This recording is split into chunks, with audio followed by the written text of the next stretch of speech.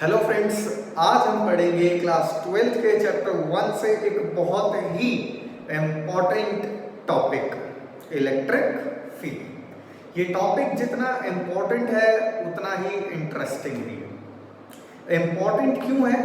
क्योंकि अगर आपको ये कॉन्सेप्ट समझ में आता है तो आप आगे के कुछ कॉन्सेप्ट्स को बहुत ही आसानी से समझ लेंगे, ग्रैब कर लेंगे। आगे के कॉन्सेप्ट्स मतलब इलेक्ट्रिक फ्लक्स की हम बात करें या गॉस लॉ की बात करें, ये टॉपिक्स इनडायरेक्टली इलेक्ट्रिक फील्ड से ही कनेक्टेड है। तो आइए समझते हैं इलेक्ट्रिक फील्ड क्या होता है। तो इलेक्ट्रिक फील्ड को समझने के लिए हम पहले एक सिचुएशन कंसिडर करेंगे। देखते हैं सिचुएशन क्या है। एक चार्ज कंसिडर करो Q और ये जो पॉइंट है O। इसके सराउंडिंग में एक और पॉइंट कंसिडर करो, मान लेते हैं ये पॉइंट है P।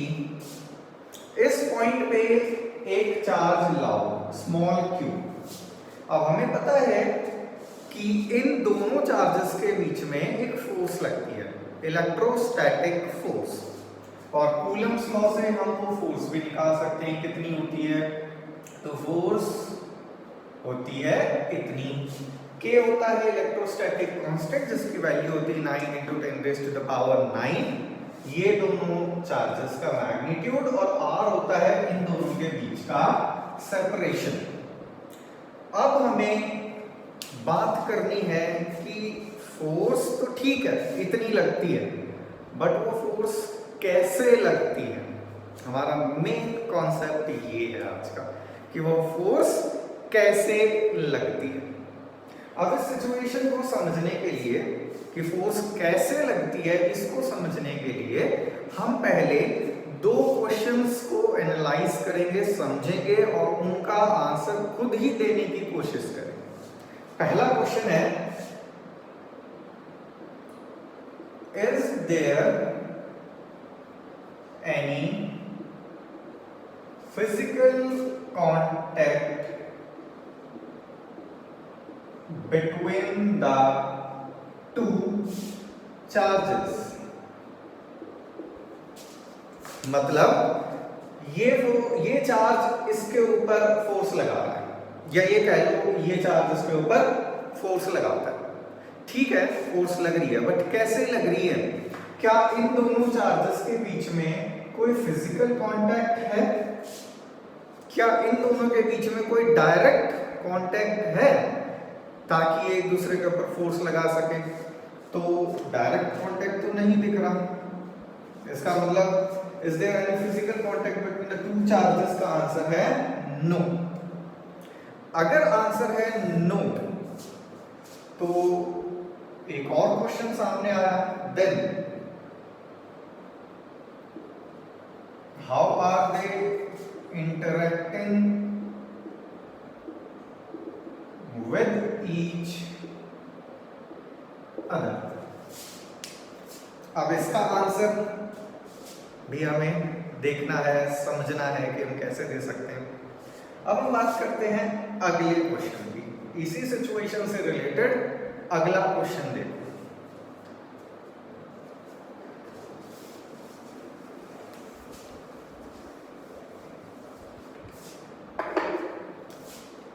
Second question is, if Q is removed,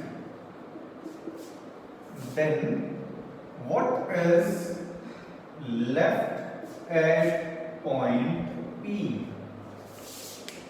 question है, अगर हमने इस चार्ज को यहां से हटा दिया, मान लेते हैं हम इस चार्ज को यहां से कहीं दूर ले गए, तो चार्ज के जाने के बाद इस पॉइंट पे क्या बचता है?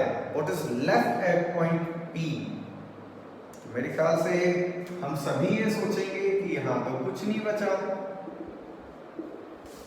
Nothing is there. अगर वहां कुछ नहीं है तो एक और क्वेश्चन सामने आता है, if there is nothing, then how does a force acts on charge q at point p। अगर वहां कुछ नहीं बचता तो जब हम चार्ज को यहां रखते हैं तो इसके ऊपर फोर्स कौन लगाता है। इन दोनों क्वेश्चंस के आंसर हम इलेक्ट्रिक फील्ड के कॉन्सेप्ट से समझ सकते हैं। इन दोनों क्वेश्चंस को समझाने के लिए इलेक्ट्रिक फील्ड का कॉन्सेप्ट डेवलप किया गया। देखते हैं इलेक्ट्रिक फील्ड का कॉन्सेप्ट इन दोनों क्वेश्चंस को किस तरीके से जस्टिफाई करता है, किस तरीके से समझाता है। तो इलेक्ट्रिक फील्ड का जो कॉन्सेप्ट है वो ये कहता है कि एक चार्ज के आसपास एक मॉडिफाइड स्पेस होती है। मॉडिफाइड स्पेस का मतलब वो चार्ज अपने आसपास के रीजन को मॉडिफाई करता है, अपने आसपास के एनवायरनमेंट को मॉडिफाई करता है। इसके आसपास का जो रीजन है उसमें ये एक फील्ड क्रिएट करता है और वो फील्ड इस पॉइंट पे जब हम चार्ज रखते हैं तो वो फील्ड इस चार्ज के ऊपर फोर्स लगाती है।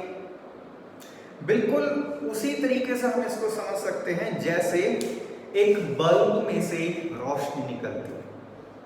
मान लेते हैं यहाँ पे एक बल्ब है, इस बल्ब को जैसे ही हम ऑन करते हैं इससे रोशनी निकलती है चारों तरफ। बिल्कुल उसी तरीके से जब हम एक चार्ज को देखते हैं, एनालाइज करते हैं, तो चार्ज से कुछ फील्ड निकलती है, सभी डायरेक्शंस में एक फील्ड निकलती है और उस फील्ड में कोई भी दूसरा चार्ज अगर रखा जाता है तो वो फील्ड उसके ऊपर फोर्स लगाती है। तो दो चार्जेस के बीच में लगने वाली जो फोर्स होती है that is a two step process. एक चार्ज दूसरे चार्ज के ऊपर डायरेक्टली फोर्स नहीं लगाता।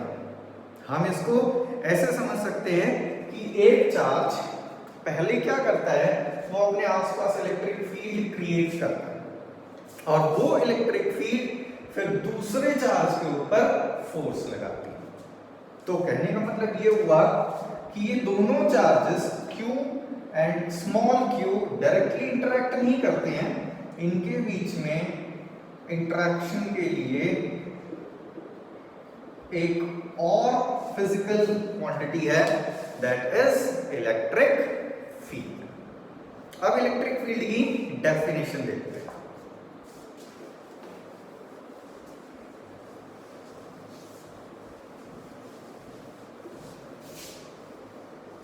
इलेक्ट्रिक फील्ड की डेफिनेशन है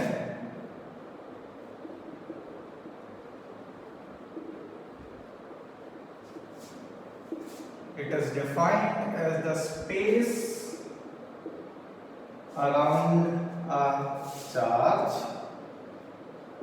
in which another charge experiences electrostatic force। Space से ज्यादा बेटर वर्ड है अगर हम यहाँ पे रीजन लिखें। So what is electric field? It is the region around a charge in which another charge experiences some electrical force। हमारा next topic है इलेक्ट्रिक फील्ड इंटेंसिटी। इसको इलेक्ट्रिक फील्ड स्ट्रेंथ भी बोला जाता है। देखते हैं ये क्या है। एक चार्ज है Q, इसके पास दो पॉइंट्स कंसीडर करो। ये दो पॉइंट्स हैं A एंड B। जैसा कि तुम्हें दिख रहा है दोनों पॉइंट्स इस चार्ज से डिफरेंट डिस्टेंस पे हैं। अब कोई एक्सटर्नल चार्ज मान लेते हैं स्मॉल q, इसको पहले A पॉइंट पे लाया गया और ये देखा कि उसके ऊपर जब ये A पॉइंट पे आया तो कितनी फोर्स लगी और फिर उसी चार्ज को B पॉइंट पे रखा गया देखा कि बी पॉइंट पर उसके ऊपर कितनी फोर्स लगी। दोनों सिचुएशंस में जो फोर्स थी वो सेम नहीं थी। इसका मतलब ये हुआ कि इन दोनों पॉइंट्स पे जो इलेक्ट्रिक फील्ड है वो सेम नहीं है। इलेक्ट्रिक फील्ड की जो इंटेंसिटी है वो दोनों पॉइंट्स पे अलग अलग है। तो देखते हैं इलेक्ट्रिक फील्ड की इंटेंसिटी अलग तो है, बट कितनी है ये कैसे पता लगाया जाता है। तो पहले इसकी डेफिनेशन देखेंगे।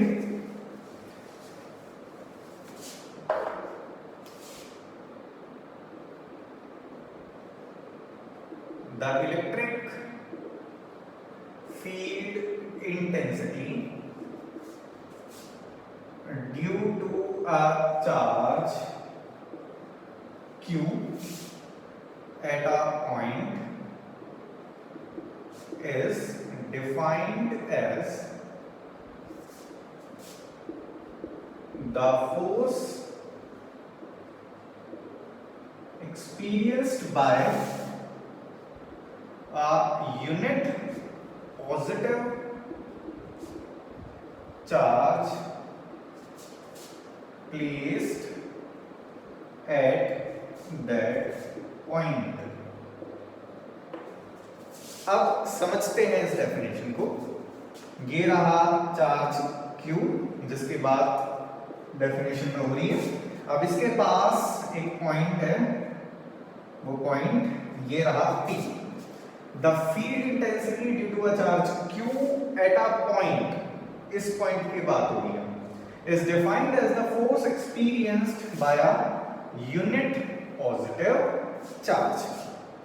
इलेक्ट्रिक फील्ड इंटेंसिटी इस पॉइंट पे कैसे निकालते हैं?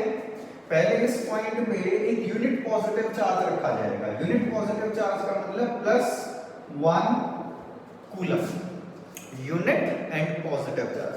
तो +1 कूलम चार्ज को इस पॉइंट पे रखो और देखो कि उस यूनिट पॉजिटिव चार्ज पे कितनी फोर्स लग रही है। जो फोर्स उस यूनिट पॉजिटिव चार्ज पे लगती है वही इस पॉइंट की इलेक्ट्रिक फील्ड इंटेंसिटी मानी जाती है। किसी भी पॉइंट पर अगर तुम्हें फील्ड निकालनी हो, जैसे यहां अगर तुम्हें फील्ड इंटेंसिटी निकालनी हो तो इस यूनिट पॉजिटिव चार्ज को यहां रख के देख लो उसके ऊपर कितनी फोर्स लग रही है। तो किसी भी पॉइंट पे अगर फील्ड इंटेंसिटी निकालनी हो तो उसी पॉइंट पे एक यूनिट पॉजिटिव चार्ज रख के उसके ऊपर फोर्स कैलकुलेट की जाती है। And that force experienced by a unit positive charge at that point is the electric field intensity at that point। अब हम बात करेंगे इलेक्ट्रिक फील्ड इंटेंसिटी के फॉर्मूले की। तो इलेक्ट्रिक फील्ड इंटेंसिटी का फॉर्मूला इसकी डेफिनेशन से ही निकलता है। फॉर्मूला क्या है? Force per unit charge. Definition भी यही कहती है, electric field intensity is defined as the force experienced by a unit positive charge, मतलब force experienced per unit charge। ये था एक जनरल फॉर्मूला। अगर इसी फॉर्मूले को प्रिसाइजली देखा जाए, इसकी एक बहुत ही एक्यूरेट फॉर्म है। वो फॉर्म है E is equals to limit Q tending to 0 F by Q। ये वाला फॉर्मूला थोड़ा सा अटपटा सा लगता है, ये ज्यादा आसान है समझने के हिसाब से देखा जाए तो। अब देखते हैं ये फॉर्मूला क्या कहता है। ये रहा चार्ज Q और ये रहा एक और चार्ज स्मॉल q। इसको सोर्स चार्ज बोला जाता है, सोर्स चार्ज। क्यों? क्योंकि ये अपने आसपास के रीजन में फील्ड क्रिएट करता तो ये भी है, बट हम अभी इसकी बात कर रहे हैं फिलहाल। तो ये अपने आसपास के रीजन में फील्ड क्रिएट कर रहा है और इस चार्ज को बोला जाता है टेस्ट चार्ज। इसको टेस्ट चार्ज या एक्सपेरिमेंटल चार्ज कहते हैं। क्यों कहते हैं? क्योंकि हम इसको अलग अलग जगह रख के ये चेक करते हैं कि इस चार्ज की वजह से जो इलेक्ट्रिक फील्ड है आसपास अलग अलग जगह पे उसकी स्ट्रेंथ कितनी है। तो this is the source charge and this is the test charge. अब देखो फॉर्मूले में टेस्ट चार्ज को बहुत ही छोटा माना गया है। मतलब हम जो टेस्ट चार्ज रखेंगे वो बहुत ही छोटा होना चाहिए। इस चार्ज के कंपैरिजन में उस चार्ज का मैग्नीट्यूड बहुत छोटा होना चाहिए। क्यों होना चाहिए? क्योंकि अगर ये चार्ज बहुत छोटा नहीं होगा तो ये इसके ऊपर कुछ ना कुछ फोर्स लगाएगा, और फोर्स लगने से इस चार्ज की जो पोजीशन है वो डिस्टर्ब हो जाएगी, इधर उधर हो सकता है। और अगर इसकी पोजीशन डिस्टर्ब होगी तो इसकी वजह से इस पॉइंट पे जो इलेक्ट्रिक फील्ड इंटेंसिटी है वो भी डिस्टर्ब हो जाएगी। तो हमें क्या करना है कि इस चार्ज को स्टेबल रखना है अपनी जगह पे। और ये चार्ज अपनी जगह पे स्टेबल कब रह सकता है? जब हम इस चार्ज को बहुत ही स्मॉल माने। इसीलिए इस फॉर्मूले को प्रिसाइजली लिखा जाए तो ये फॉर्मूला होता है। बाकी न्यूमेरिकल्स के लिए हम इस फॉर्मूले को भी यूज कर सकते हैं। अब हम बात करते हैं एसआई यूनिट क्या होती है इलेक्ट्रिक फील्ड की, और ये स्केलर क्वांटिटी है या ये एक वेक्टर क्वांटिटी। इसी फॉर्मूले को यूज करेंगे हम। एसआई यूनिट यहीं से आ जाएगी, फोर्स के लिए न्यूटन एंड चार्ज के लिए कूलम। तो Newton per coulomb is the SI unit for electric field intensity. वैसे एक और यूनिट यूज होती है, वो है वोल्ट पर मीटर। ये यूनिट कैसे आई ये सेकंड चैप्टर में समझ में आएगी। अब हम बात करते हैं स्केलर है या वेक्टर क्वांटिटी है। तो electric field is a vector quantity. ये वेक्टर क्वांटिटी क्यों है ये भी देखते हैं। इलेक्ट्रिक फील्ड होता क्या है? ये चार्ज है Q, सोर्स चार्ज, और इसके पास ये एक टेस्ट चार्ज हमने रखा। ये उसके ऊपर फोर्स लगाएगा, और अगर इस चार्ज को हम 1 कूलम माने, +1 कूलम, तो इसके ऊपर लगने वाली जो फोर्स होती है उसी को हम इलेक्ट्रिक फील्ड बोलते हैं। तो इलेक्ट्रिक फील्ड क्या है? 1 कूलम चार्ज के ऊपर लगने वाली फोर्स। तो फोर्स क्या होती है? Force is a vector quantity. That's why electric field is also a vector quantity. अगर इलेक्ट्रिक फील्ड एक वेक्टर क्वांटिटी है तो इसकी एक डायरेक्शन भी होती होगी। तो अब हम बात करेंगे इलेक्ट्रिक फील्ड की डायरेक्शन क्या होती है।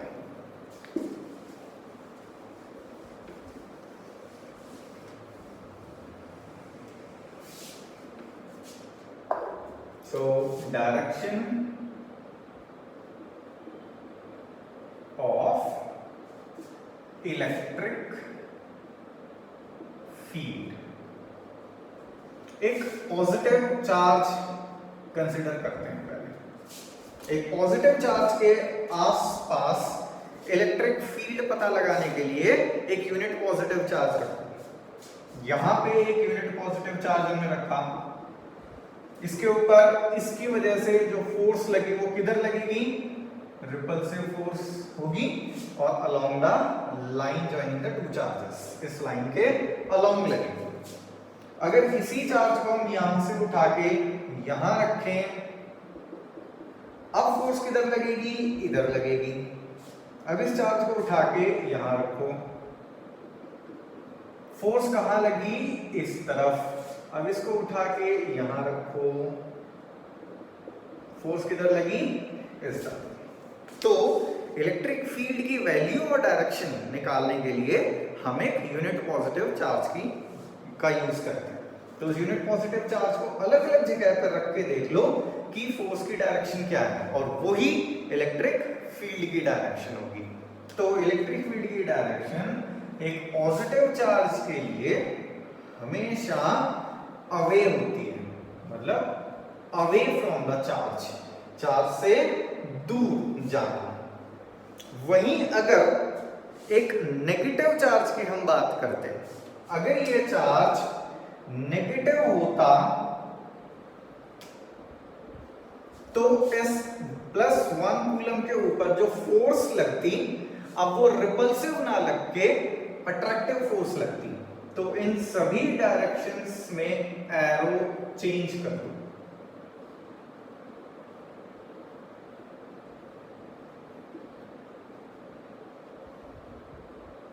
तो अब हमें मिल गया एक नेगेटिव चार्ज के आसपास इलेक्ट्रिक फील्ड कैसी होती है?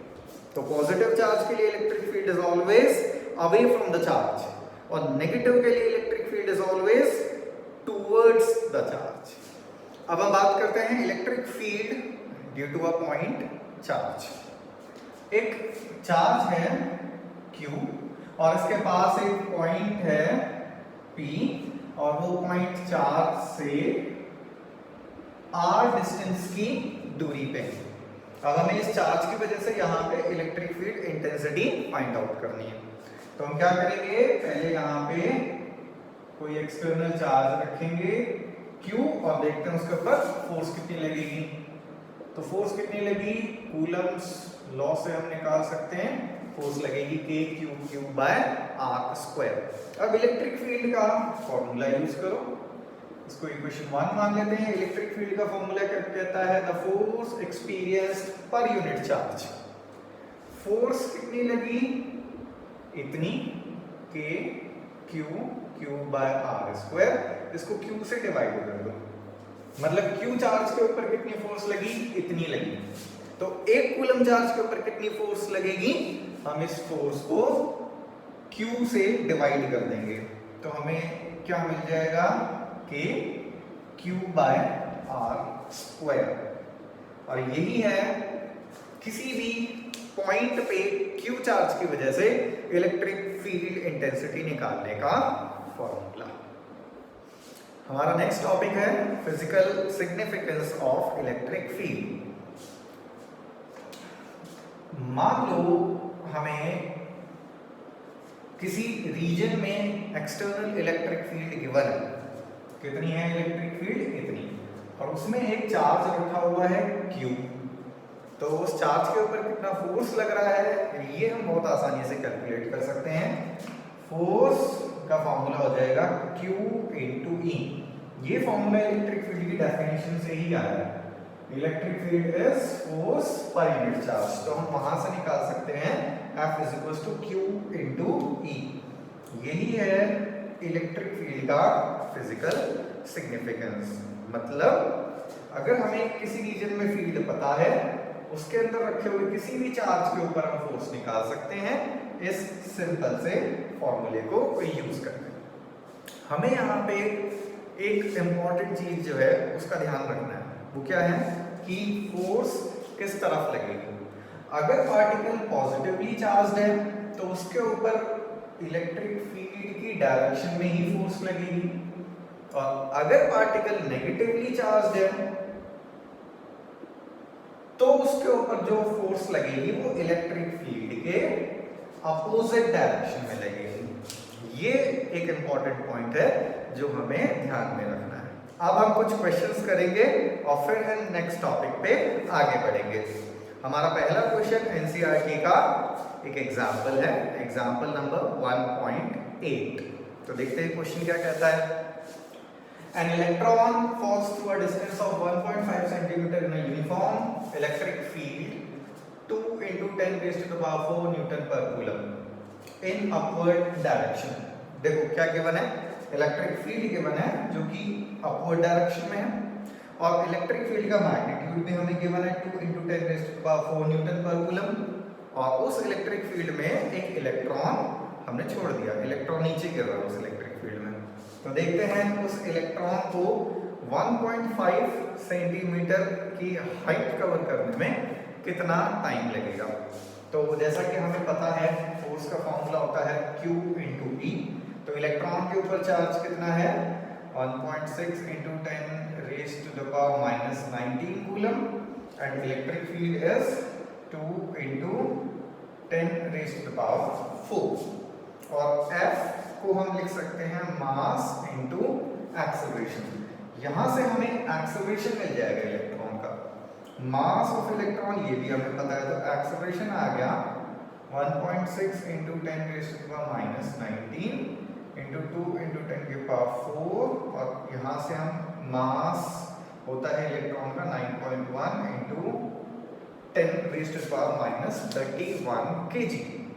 यहां से हम एक्सेलरेशन निकाल सकते हैं। मान लेते हैं हमने एक्सेलरेशन कैलकुलेट कर लिया, ये मैं कैलकुलेट करके नहीं दिखा रहा अभी, ये आप कर सकते हैं कैलकुलेट। मान लेते हैं हमें एक्सेलरेशन यहाँ से मिल गया। अब हम एक इक्वेशन ऑफ मोशन का यूज करेंगे। हम यहाँ पे सेकंड इक्वेशन ऑफ मोशन का यूज करेंगे जो कि ये होती है S equals ut plus half a t square. S is the displacement, वो हमें गिवन है 1.5, इसको s ही रखते हैं अभी। इनिशियल वेलोसिटी 0, हमने उसको रेस्ट से छोड़ा था इलेक्ट्रॉन को। नेक्स्ट इज हाफ, एक्सेलरेशन हमें पता है, हम कैलकुलेट कर चुके हैं, इनटू t स्क्वायर। तो यहां से हमें क्या मिल गया, t इक्वल्स 2s/a। तो देखो टाइम निकालने के लिए हमें क्या क्या चाहिए, हमें चाहिए डिस्प्लेसमेंट, वो गिवन है 1.5 सेंटीमीटर, इसको मीटर में कन्वर्ट कर लेना, और एक्सेलरेशन हम निकाल ही चुके हैं, तो उसकी जो भी वैल्यू आती है वो आप यहाँ पे पुट कर देंगे तो आपको टाइम मिल जाएगा। इसी क्वेश्चन का एक अगला पार्ट भी है, देखते हैं अगला पार्ट क्या है। इसी क्वेश्चन में बोला जा रहा है कि the direction of field is reversed keeping its magnitude unchanged and a proton falls to the same distance. अब हमने क्या किया, इलेक्ट्रिक फील्ड की डायरेक्शन को रिवर्स कर दिया और इलेक्ट्रॉन को हटा के एक प्रोटॉन रख दिया वहां पे। अब देखते हैं प्रोटॉन को सेम डिस्टेंस कवर करने में कितना टाइम लगता है। तो उसके लिए भी हम फॉर्मूला सेम यूज करेंगे, बस डायरेक्शन रिवर्स हो चुकी है, इलेक्ट्रॉन की जगह प्रोटॉन आ गया। अब देखते हैं फोर्स का फॉर्मूला वही रहेगा, Q इंटू ई, F की जगह हम लिख सकते हैं ma, यहां से हमें एक्सेलरेशन मिल गया QE/m। अब इस एक्सेलरेशन की वैल्यू हम यहां रख के टाइम कैलकुलेट कर सकते हैं। दोनों केसेस में टाइम सेम नहीं आएगा, क्यों नहीं आएगा मैं बताता हूं। पिछले केस में हमने m की जगह रखा था मास ऑफ इलेक्ट्रॉन, इस केस में आएगा मास ऑफ प्रोटॉन। दोनों का मास डिफरेंट है, इस वजह से एक्सेलरेशन डिफरेंट हो जाएगी, और एक्सेलरेशन के डिफरेंट होने की वजह से टाइम अलग हो जाएगा। तो इस फॉर्मूले से आप दोनों केसेस में टाइम निकाल सकते हैं कि कितना टाइम लगेगा। अब हमारा अगला question, calculate the electric field strength required to just support a water drop of 10 raised to the power minus 3 kg and having a charge 1.6 into 10 raised to the power minus 19 coulomb। मतलब एक water drop है जिसका मास हमें given है इतना और charge भी हमें गिवन है इतना कूलम। अब ये बोला जा रहा है कि इस वाटर ड्रॉप को नीचे गिरने से बचाना है, तो इलेक्ट्रिक फील्ड स्ट्रेंथ कितनी होनी चाहिए और किस तरफ होनी चाहिए। सीधी सी बात है, ये वेट की वजह से ये ड्रॉप नीचे जाना चाह रही है, बट ये ड्रॉप नीचे नहीं जा पा रही है। क्यों? क्योंकि इसके ऊपर एक अपवर्ड फोर्स लग रही है, और वो अपवर्ड फोर्स किसकी वजह से है, इलेक्ट्रिक फील्ड की वजह से। ड्रॉप नीचे नहीं जा रही है, इसका मतलब ये हुआ कि ये दोनों फोर्सेस एक दूसरे को बैलेंस कर रही हैं, और ये दोनों अगर एक दूसरे को बैलेंस कर रही हैं तो इनका मैग्नीट्यूड सेम होना चाहिए। Fe इलेक्ट्रोस्टैटिक फोर्स का फॉर्मूला है इतना। अब हम यहां से इलेक्ट्रिक फील्ड निकाल सकते हैं, इलेक्ट्रिक फील्ड इज mg/q। इसके लिए तुम्हें सारी चीजें क्वेश्चन में गिवन है, मास गिवन है, चार्ज भी गिवन है, और g की वैल्यू होती है 9.8 मीटर पर सेकंड स्क्वायर।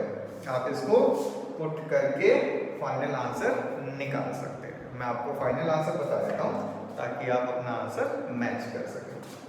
फाइनल आंसर आएगा 6.125 into 10 raised to the power 16 Newton per coulomb. Next question कहता है कि हमें इलेक्ट्रिक फील्ड निकालनी है 3 सेंटीमीटर दूरी पे इस चार्ज की वजह से। Calculate the electric field at a distance of 3 centimetre from a charge of 5 micro coulomb. तो ये रहा 5 माइक्रोकूलम चार्ज और ये रहा वो पॉइंट जहां हमें इलेक्ट्रिक फील्ड इंटेंसिटी कैलकुलेट करनी है। अब देखते हैं इसकी वजह से वहां फील्ड कितनी होगी। तो हम फील्ड का फॉर्मूला यूज करेंगे Q/r²। K is 9 into 10 raised to the power 9, charge is 5 microcoulomb, इसको कूलम में कन्वर्ट कर लेते हैं एंड डिस्टेंस का स्क्वायर, डिस्टेंस है 3 सेंटीमीटर, इसको हम लिख सकते हैं 3 into 10 raised to the power -2 metre. अब इसका स्क्वायर करना है हमें, तो ये बन जाएगा 9 into 10 की पावर -4। तो फाइनली हमारे पास आंसर आता है 5 into, बाकी सब 10 की पावर्स हैं, -6 -4 -2, 10 की पावर 7 न्यूटन पर कूलम। हमारा नेक्स्ट टॉपिक है electric field due to a system of charges. अब हम ये देखेंगे कि एक से अगर ज्यादा चार्जेस प्रेजेंट है तो उन सभी की वजह से किसी एक पर्टिकुलर पॉइंट पे नेट इलेक्ट्रिक फील्ड कैसे फाइंड आउट करते हैं। हमें यहाँ पे सुपरपोजिशन प्रिंसिपल का यूज करना पड़ेगा, जैसे हमने कूलम्स लॉ के केस में किया था, force on a charge due to multiple charges करते टाइम। तो मान लो हमारे पास दो चार्ज हैं, ये है Q1 और ये है Q2, दोनों पॉजिटिव चार्ज हैं और ये एक पॉइंट है P। हमें इस पॉइंट पे दोनों की वजह से इलेक्ट्रिक फील्ड निकालनी है। तो पहले एक की वजह से फील्ड निकालो, अगर ये पॉजिटिव है तो field away from the charge होगी, इसको मान लेते हैं E1 electric field due to first charge. Similarly दूसरे की वजह से यहाँ पे फील्ड निकालो, तो दूसरे चार्ज की वजह से यहाँ पे जो फील्ड होगी वो इस तरफ होगी E2, दोनों पॉजिटिव चार्ज थे तो इसकी वजह से भी अवे फ्रॉम द चार्ज। अब E1 और E2 इन दोनों का वेक्टर एडिशन कर दो, तो इन दोनों के वेक्टर एडिशन के लिए हमें यहाँ पे parallelogram law of vector addition का यूज करना पड़ेगा। तो ये हमें मिल जाएगा रिजल्टेंट नेट इलेक्ट्रिक फील्ड। तो यही कहता है सुपरपोजिशन प्रिंसिपल कि एक पॉइंट पे सारे चार्जेस की वजह से इलेक्ट्रिक फील्ड निकालो और उस पॉइंट पे उन सभी इलेक्ट्रिक फील्ड्स का वेक्टर एडिशन कर दोगे तो you will get the net electric field at that point. अब हम इस टॉपिक के ऊपर एक दो एग्जांपल्स करके देखते हैं। हमारा पहला क्वेश्चन है एनसीईआरटी की एक्सरसाइज का क्वेश्चन नंबर 1.8। क्वेश्चन कहता है कि दो चार्जेस हैं हमारे पास 3 माइक्रोकूलम एंड -3 माइक्रोकूलम और दोनों के बीच में जो डिस्टेंस है वो है 20 सेंटीमीटर। तो डायग्राम के थ्रू देखते हैं, ये हो गया 3 microcoulomb and this is -3 microcoulomb. इसको A मान लेते हैं, इसको B मान लेते हैं और ये हो गई इन दोनों चार्जेस को कनेक्ट करने वाली लाइन। अब इन दोनों चार्जेस के मिड पॉइंट पे हमें नेट फील्ड निकालनी है। देखो क्वेश्चन क्या कहता है, what is the electric field at the mid point O of the line AB joining the two charges. मतलब इस लाइन के मिड पॉइंट पे हमें इन दोनों की वजह से नेट इलेक्ट्रिक फील्ड निकालनी है। तो क्या करो, पहले एक की वजह से फील्ड निकालो, फिर दूसरी की वजह से फील्ड निकालो और दोनों फील्ड्स का वेक्टर एडिशन कर दो। तो इस चार्ज की वजह से यहाँ जो फील्ड होगी, क्योंकि ये पॉजिटिव चार्ज है तो अवे फ्रॉम द चार्ज इस तरफ, इसको मैं मान देता हूँ EA electric field due to A charge. ऐसे ही अगर हम इस चार्ज की वजह से यहाँ फील्ड देखें, क्योंकि ये नेगेटिव है और नेगेटिव चार्ज की वजह से जो फील्ड होती है वो चार्ज की तरफ ही होती है। नेगेटिव चार्ज के लिए फील्ड की डायरेक्शन उसकी तरफ होती है, तो इस पॉइंट पे नेगेटिव की वजह से फील्ड इधर की तरफ ही होगी, टुवर्ड्स द चार्ज। तो ये हो गया EB। तो नेट फील्ड हमें इन दोनों के एडिशन से मिल जाएगी। इंडिविजुअल फील्ड की बात करते हैं EA कितना होगा इसको देखते हैं। तो फॉर्मूला है Q/r²। और इसकी बात करें तो इसमें चार्ज तो सेम है तो उसको भी Q मान लेते हैं और डिस्टेंस भी सेम है मिड पॉइंट की दोनों चार्जेस से, तो ये r²। इसको हम कह सकते हैं 2 k cube by R square और ये हो जाएगा 2 चार्ज k होता है 9 इंटू 10 की पावर 9, चार्ज है 3 microcoulomb, 3 into 10 raise to the power minus 6 और r है किसी भी एक चार्ज से सेंटर तक की जो डिस्टेंस है, टोटल डिस्टेंस क्वेश्चन में गिवन है 20 सेंटीमीटर, तो ये हो जाएगी 10 सेंटीमीटर मिड पॉइंट तक की डिस्टेंस। 10 सेंटीमीटर को हम लिख सकते हैं 10 इंटू 10 की पावर माइनस 2 मीटर, इसको अब लिख सकते हैं 10 की पावर माइनस 1 मीटर। तो डिस्टेंस का हमें स्क्वायर करना है, तो 10 की पावर माइनस 1 का स्क्वायर हो जाएगा माइनस 2। अब इसको हमें कैलकुलेट करना पड़ेगा, इसको कैलकुलेट करने के बाद आएगा 54, बाकी 10 की पावर से सभी माइनस 2 माइनस 6 10 की पावर 5 न्यूटन पर कूलम। तो ये है हमारा आंसर, मतलब ओ पॉइंट पे टोटल इलेक्ट्रिक फील्ड। अब सेकेंड पार्ट देखते हैं इसका।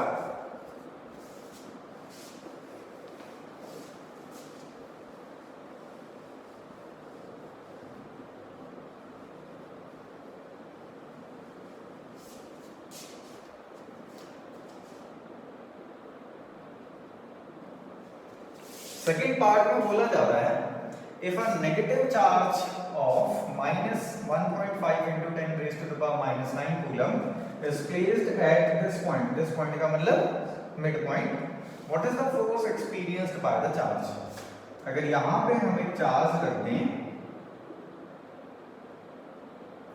minus 1.5, तो इसके ऊपर फील्ड की वजह से कितनी फोर्स लगेगी? तो वो पॉइंट पे जो नेट फील्ड थी वो कितनी थी? 54 into 10 raise to the power 5 newton per coulomb. तो इसके ऊपर कितनी फोर्स लगेगी वो हम इस फॉर्मूले से निकाल सकते हैं। किसी भी एक्सटर्नल फील्ड में जब कोई चार्ज रखा होता है तो उसके ऊपर कितनी फोर्स लगती है? इतनी।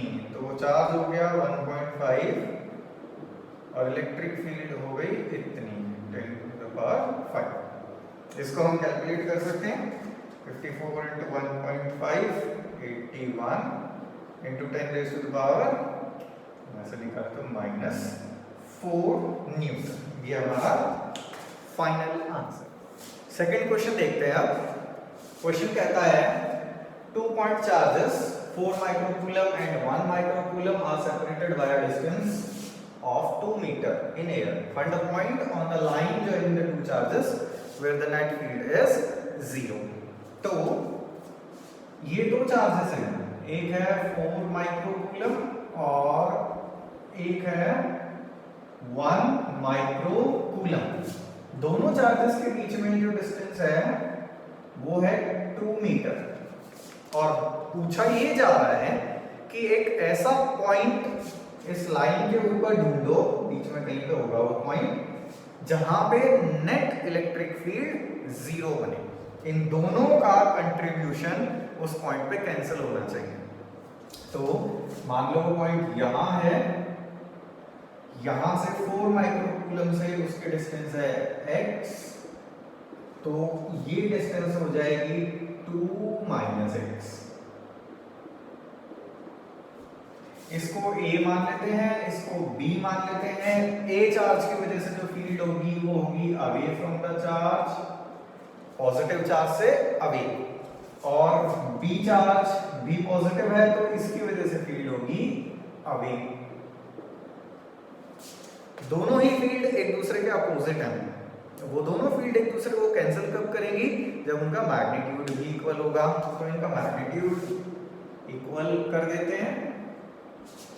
Electric field due to A, इसका फॉर्मूला हो जाएगा K, चार्ज है 4 microcoulomb 10 to the power minus 6 upon distance का स्क्वायर x स्क्वायर। B की वजह से हो जाएगी 1 इंटू 10 की power minus 6 upon distance s 2 minus 6। तो K और 10 की पावर माइनस 6 दोनों साइड हमने कैंसिल कर दी। अब जो इक्वेशन बची उसका अंडर रूट कर दिया, तो 4 की जगह आ जाएगा 2, x स्क्वायर की जगह आ जाएगा x, ऊपर यहाँ 1 है तो 1 और इसकी जगह पे आ जाएगा 2 माइनस x और यहाँ पे प्लस माइनस का साइन आ जाएगा। एक बार पॉजिटिव साइन लेके इसको सॉल्व करना पड़ेगा, एक बार माइनस साइन लेके। पहले इसको पॉजिटिव साइन के साथ सॉल्व कर लेते हैं। तो 2/x इक्वल्स 1/2 माइनस एक्स। इसको इधर ले आओ, इसको इधर ले आओ, ये इधर हो जाएगा 4 माइनस 2x और ये हो जाएगा x। ये उधर जाएगा तो 4 इक्वल्स 3x, यहाँ से x आ जाएगा 4/3 मीटर। तो पॉजिटिव साइन लेके हमारे पास x की जो वैल्यू आई वो आई 4/3 मीटर। अब देखते हैं नेगेटिव साइन लेके क्या आंसर आता है। नेगेटिव साइन लेके आंसर आएगा, इसको इधर करते हैं 4 minus 2x is equal to minus x। ये उधर जाएगा तो यहाँ से आंसर आएगा 4 मीटर। अब इन दोनों में से कौन सा आंसर होगा एक बार चेक करते हैं। 4/3 ये पॉइंट तो बीच में ही एग्जिस्ट करेगा, तो इस पॉइंट पे दोनों फील्ड अपोजिट है, तो वो दोनों एक दूसरे को कैंसिल कर सकती हैं और नेट फील्ड 0 आ सकती है। तो ये हमारा आंसर होगा। और अब इसको देखते हैं ये आंसर होगा या नहीं होगा। 4 मीटर, जबकि दोनों चार्जेस के बीच में दूरी है 2 मीटर, तो 4 मीटर कहीं आगे आएगा, आगे की साइड। मान लेते हैं यहाँ पे 4 मीटर। इस पॉइंट पे दोनों चार्जेस की वजह से जो फील्ड की डायरेक्शन होगी वो सेम डायरेक्शन हो जाएगी। 4 की वजह से भी इधर होगी टुवर्ड्स राइट और 1 की वजह से भी इधर होगी टुवर्ड्स राइट। तो ये दोनों फोर्सेस एक दूसरे को कैंसिल नहीं कर सकती, तो नेट फील्ड 0 नहीं आ सकती। तो ये आंसर नहीं हो सकता, हमारा फाइनल आंसर ये होगा।